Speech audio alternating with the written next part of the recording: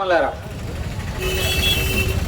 గత 50 రోజుల నుంచి మనం సామాజిక శంకారావం పేరుతో దళితుల గిరిజన కాలనీ సర్వే చేయడం జరిగింది.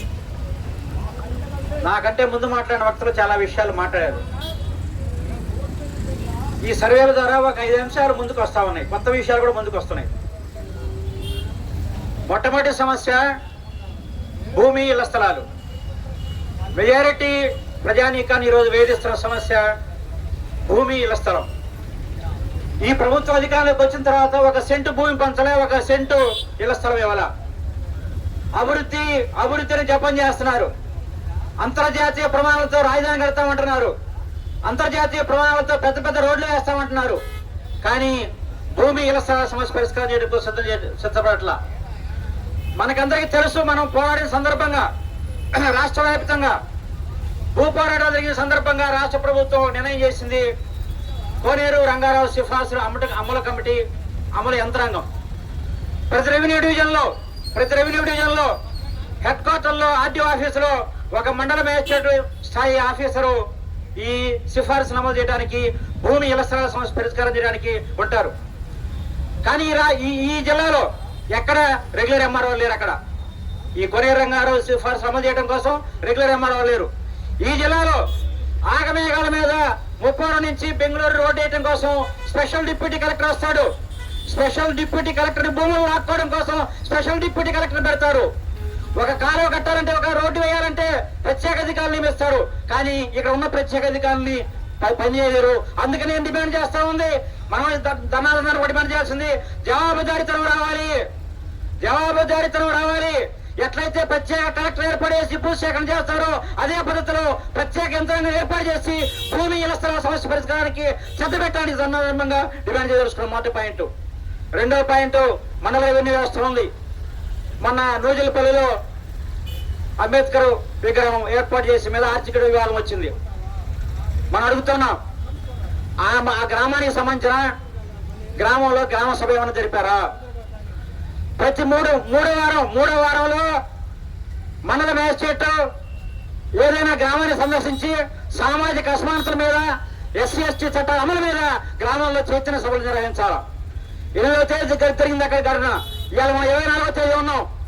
ఒక్కరోజు ఈ విషయం మీద గ్రామంలో అందరూ అభిప్రాయం తీసుకోవడం కోసం చట్టం ఎలా ఉంది, చట్టాన్ని మేము అతిక్రమిస్తున్నారు, దళితులు ఇబ్బంది పెడుతున్నారు, వివక్ష చూపుతున్నారు తప్పని ఏ రెవెన్యూ యంత్రాంగం ఈరోజు సందర్శించిందా? ఆర్డీఓ వెళ్ళటానికి 5 సార్లు కలెక్టర్ గారిని కలిశారు. 5 సార్లు కలెక్టర్ గారిని కలిశారు. 5వ దఫాలో ఇప్పుడు ఆర్డీఓ గారు వెళ్ళి ఏదో ఒక సింబాలిక్ గా కొలతలు వేశారు, బాచారు. మనం చెప్తామంటే మొత్తం రెవెన్యూ డిపార్ట్మెంట్ కు జవాబుదారీతనం రావాలి. ప్రతి ఎంఆర్ఓ అయినా గ్రామీణ ప్రాంతాలకు వెళ్ళి ప్రజానీకాన్ని చైతన్యం చేయాలి. ఏ చట్టం అయితే సమానత్వం ఉందో ఆ అసమానతకు వ్యతిరేకంగా పనిచేస్తున్న వాళ్ళని శిక్షిస్తామనే పద్ధతిలో పెద్ద ఎత్తున చైతన్యం చేయాల్సిన అవసరం ఉంది. ఆ సందర్భంగా కలెక్టర్ కూడా విజ్ఞప్తి చేస్తాను, మీరు పల్లె నిద్రలు చేస్తున్నారు. పల్లె నిద్ర అంటే పైకి దళిత పల్లె నిద్ర అనుకుంటారు, కాదు, ఊర్లో నిద్ర చేస్తున్నారు. అందుకని మీరు రొటేషన్ లో పల్లె నిద్ర దళిత పల్లెల నిద్ర కూడా పెట్టుకోవాలి. ఆ రకంగా జవాబుదారీతనం కలెక్టర్ దగ్గరికి కూడా రావాలి. అందుకని ఈ సామాజిక వ్యవస్థకు వ్యతిరేకంగా పనిచేసే క్రమంలో అధికార యంత్రాంగం కూడా ముందుకు రావాలని సందర్భంగా డిమాండ్ చేస్తున్నాం. మూడో విషయం, కొన్ని విచిత్రమైన సమస్యలు ఈ సందర్భంగా ముందుకు వచ్చినాయి. గ్రామాల్లో, పట్టణాల్లో పారిశుద్ధ్య కార్మికులు కానీ మున్సిపల్ కార్మికులు మెజారిటీ భాగం దళితులు, గిరిజనులు. మన సర్వేలో అర్థమవుతుంది ఏంటంటే దళితులు, గిరిజనులు ఊరంతా శుభ్రం చేయాలి, కానీ దళిత వాళ్ళని శుభ్రం చేయడానికి లేదు. అక్కడ వేసే టైం లేదు. అక్కడ ఓన్లీ సేకరించింది మాత్రం తీసుకున్నారు, చెత్త మాత్రం తీసుకొని రావాలి. కందుకూరు మున్సిపల్ కార్మికులు వచ్చారు ఇక్కడికి. అక్కడ శానిటరీ ఇన్స్పెక్టర్, కమిషనర్ పూర్తిగా వివక్ష చూపిస్తుంది. అమ్మా చెత్త వేయాలి, డబ్బాలు లేవు, డబ్బాలు కేటాయించమంటే ఒళ్ళో వేసుకోమంటుంది, చెత్తని ఒళ్ళో పెట్టుకోమంటుంది కమిషనర్. ఏదైనా కారణం ఇచ్చే ఒక కార్మికురాలు ఆబ్సెంట్ అయితే ఎక్కడ పోయామని ఎటకారంగా మాట్లాడుతూ ఉంది. ఒకవేళ తీసేసారనే పదాన్ని వేరే రకంగా మాట్లాడితే దాన్ని తప్పుగా భావించి రోజు ఆయన పంపించి తొలగించింది. ఈ పారిశుద్ధ్య కార్మికులకు సంబంధించిన విషయంలో కూడా జీతాలు ఇవ్వకుండా ఇబ్బంది పెడుతూ ఈ పారిశుద్ధ్య కార్మికులకు రొటేషన్ ప్రకారం డ్యూటీకి వేయకుండా, పల్లెకి వేయకుండా మెయిన్ ప్రాంతాలను చేసే వ్యవస్థ కూడా కొనసాగాల్సిన అదే సందర్భంగా కనిపిస్తా ఉంది.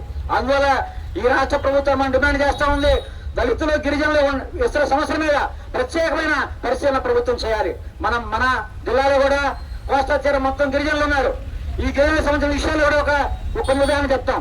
నాగలపురపాడు చాలా అభివృద్ధి అయిన ప్రాంతం, చాలా అభివృద్ధి అయిన ప్రాంతం, గ్రోత్ రేట్ ఉన్న ప్రాంతం. కానీ నాగలపురపాడు మన హెడ్ క్వార్టర్లో గిరిజనులు నివసిస్తున్న ఒక కాలనీకి పట్టా ఇవ్వడానికి రాష్ట్ర ప్రభుత్వం సిద్ధం కావట్లా. అది వాగంటది, వాగేం లేదు. వాగు పక్కన పోతా ఉంది, ఇతర భూమి ఉంది. 3 ఎకరాల భూమి ఉంటే డివైడ్ చేసి వాగుని ఇతర భూమి డివైడ్ చేసి పట్టాలు ఇవ్వడానికి గిరిజనుల యొక్క పట్టాలు ఇవ్వడానికి సిద్ధపట్ల. గుడ్లూరు మండలంలో మొన్న ధన జరిగింది. 70 మంది గిరిజనులు వచ్చి ఎంఆర్ ఆఫీస్ ధన చేశారు.